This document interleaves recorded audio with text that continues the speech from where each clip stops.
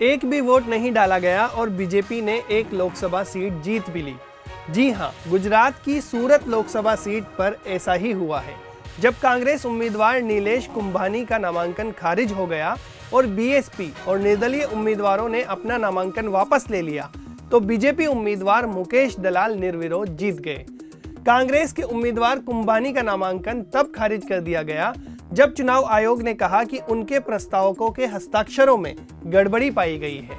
उसके बाद से उनसे संपर्क नहीं हो पाया और कांग्रेस नेताओं और कार्यकर्ताओं को उनके बारे में कोई जानकारी नहीं थी। एक अकेला हिंदुस्तान को बचाने वाला चुनाव है। इस पूरे एपिसोड में गुजरात की राजनीति में दो स्पष्ट रुझान या बातें कह लीजिए समझ में आई हैं।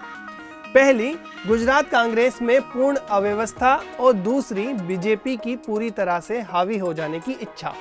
इन दोनों पर एक एक करके बात करेंगे, लेकिन उससे पहले एक अपील।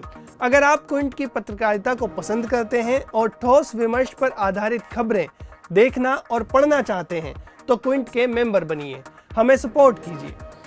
चलिए तो पहले बात करते हैं गुजरात कांग्रेस में नजर आई अव्यवस्था की।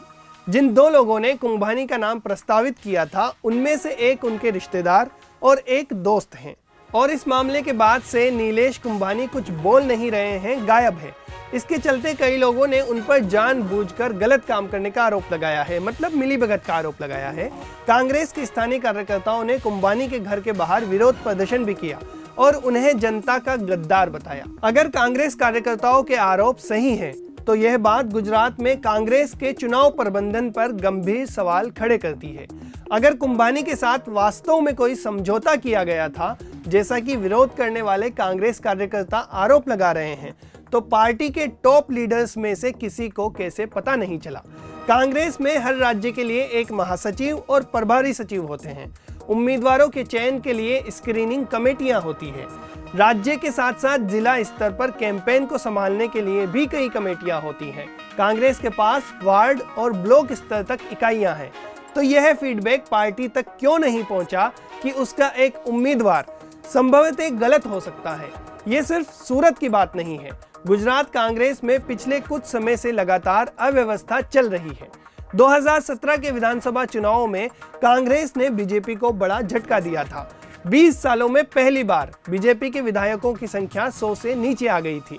यह पीएम नरेंद्र मोदी और तत्कालीन बीजेपी अध्यक्ष अमित शाह के लिए एक व्यक्तिगत झटका था, क्योंकि ये उनके गृह राज्य में हुआ था।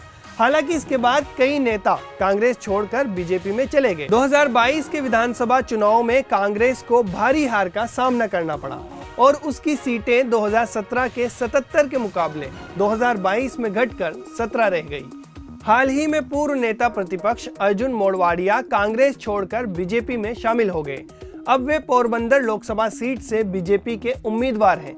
मोढवाडिया गुजरात कांग्रेस के सबसे मजबूत चेहरों में से एक थे और उनका दलबदल कई लोगों के लिए एक झटका था। कांग्रेस छोड़कर बीजेपी में शामिल होने वाले दूसरे नेता मोहन सिंह राठवा है। मोढवाडिया और राठवा दोनों ही महत्वपूर्ण क्षेत्रों और सामाजिक वर्गों का प्रतिनिधित्व करते हैं और दोनों कांग्रेस की सोशल इंजीनियरिंग के लिए जरूरी थे। कांग्रेस के अंदरूनी सूत्रों का कहना है कि 2022 की हार पार्टी के लिए एक नए तरह के नेतृत्व को विकसित करने का अवसर हो सकती थी, लेकिन अब सूरत के मामले और मोढवाडिया के छोड़कर जाने से समझ आता है कि कांग्रेस लीडरशिप का राज्य में अपने संगठन पर नियंत्रण नहीं है और बीजेपी अपनी इच्छानुसार सेंध लगाने में और दल बदल कराने में पूरी तरह सक्षम है। यह बात हमें सूरत मामले के दूसरे पहलू पर लाती है कि किस तरह से बीजेपी की इन चुनावों में पूरी तरह से हावी हो जाने की इच्छा काम कर रही है। सूरत से बीजेपी के विजयी उम्मीदवार मुकेश दलाल ने निर्विरोध जीतने के बाद सबसे पहला काम जो किया वो था राज्य के पार्टी प्रमुख CR पाटिल के पास अपना विजयी प्रमाण पत्र लेकर गए।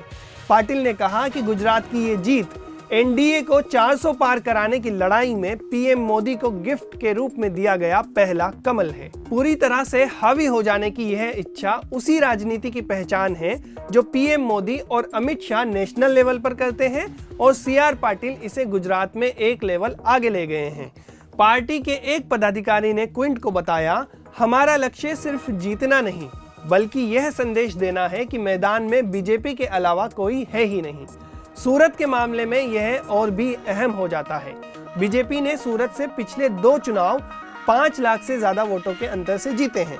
बीजेपी ने इस सीट पर 70% से अधिक वोट हासिल किए हैं और कांग्रेस से 50% से ज्यादा का अंतर रखा है। इसलिए इस बात की कोई संभावना नहीं थी कि बीजेपी यह सीट हार जाती। फिर भी सूरत का ये पूरा मामला हुआ। ऐसा भी नहीं है कि इस मामले में सिर्फ कांग्रेस उम्मीदवार पर बीजेपी के साथ मिलीभगत का आरोप लगा हो। न्यूज वेबसाइट स्क्रॉल की एक स्टोरी के मुताबिक एक निर्दलीय उम्मीदवार ने भी यह दावा किया कि बीजेपी ने उससे संपर्क किया था। और बीजेपी के अंदर खाने की बात यह है कि गुजरात में उम्मीदवारों के समर्थकों के बीच 2024 के लोकसभा चुनावों में सबसे ज्यादा मार्जिन हासिल करने की होड़ लगी है। जिन 2 सीटों पर सबसे ज्यादा नजर है वो है केंद्रीय गृह मंत्री अमित शाह की सीट गांधीनगर और CR पाटिल की सीट नवसारी। 2019 में पाटिल का मार्जिन सबसे ज्यादा 6,89,000 था।